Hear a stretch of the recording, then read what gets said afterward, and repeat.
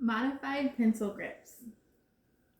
The specific challenge area for this is going to be fine motor skills. These are going to be skills that are going to use smaller muscles, specifically within the hand, and that are going to be used for gripping, grabbing things, and object manipulation.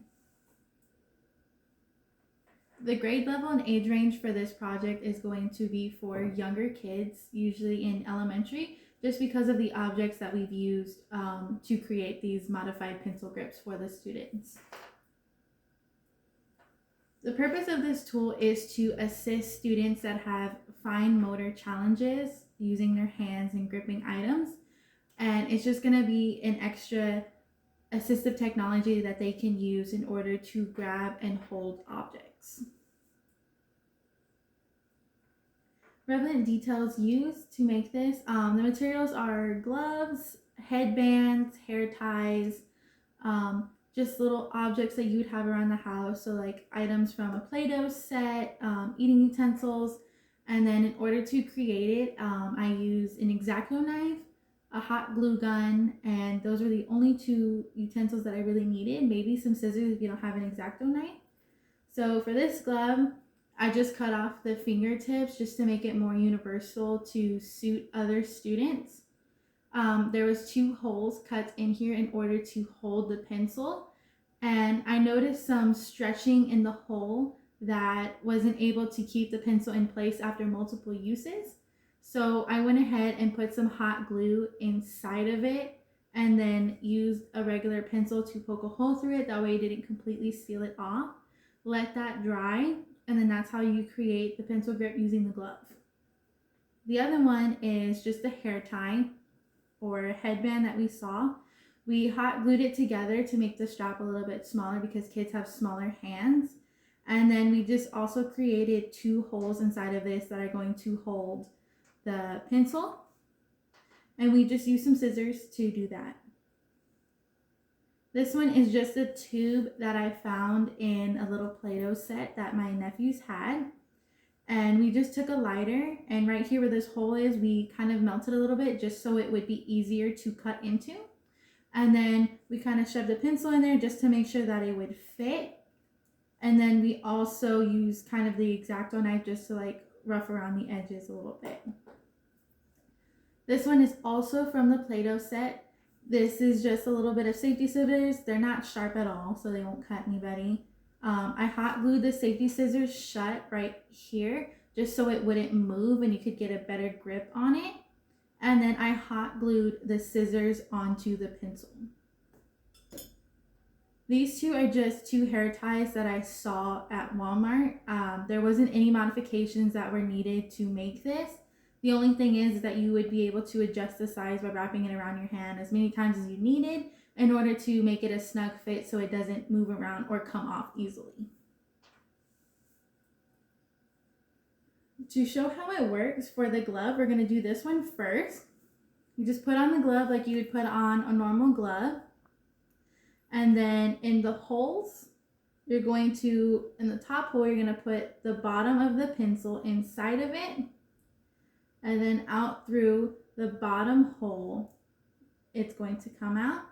And then this is going to help them keep the pencil in place, and then they can use it to write however they would normally write.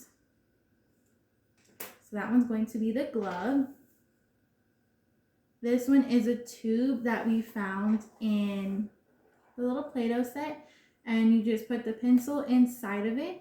I would recommend cutting the pencil in half just so it's not super long like this one, but they're going to use it as an assist to hold the pencil. They're just going to put their hand around it, and then they're going to write their letters or anything else that they would normally need to write.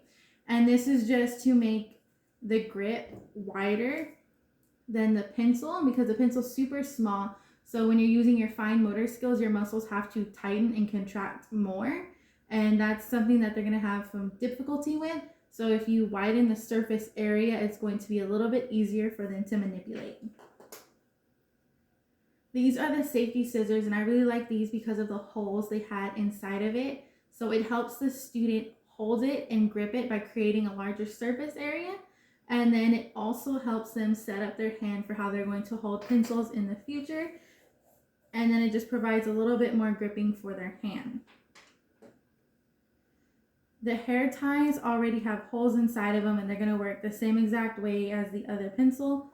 You're just going to put the pencil through the hole and then out through the bottom one, and it's just going to help hold them. It's really sturdy, so it doesn't come out very easily, and it's just going to help them write. And then you can also modify this by adjusting the size of the holes in the utensils that you're using. So if you adjust it a little bit more, you would be able to fit a pencil or pen, markers, crowns, anything inside of it, any writing utensil that they would be able to use. And then in some cases, you would be able to use the spoon just to help them assist in holding when they are eating. Then it's going to help it eat. The cost for making it was very, very cheap. These hair ties I got at Walmart for $1 each. And these might be something that you have already if you have a daughter or mom has any at home. This was a headband. This headband was $2. These little Play-Doh set things came in a box. The Play-Doh set was $10. That was a little bit more expensive, but you got an entire Play-Doh set, so they can also play with this and practice manipulation and stuff with it. Box of pencils was 94 cents. I got 2 pairs of gloves for $2.47, and the hot glue gun with the hot glue sticks was about $5 in total. So this could be created for just $15 to $20, depending on how expensive you want the utensils to be. And you get 5 or 6 different utensils that you can use for pencil grips and create it out of. And that's it.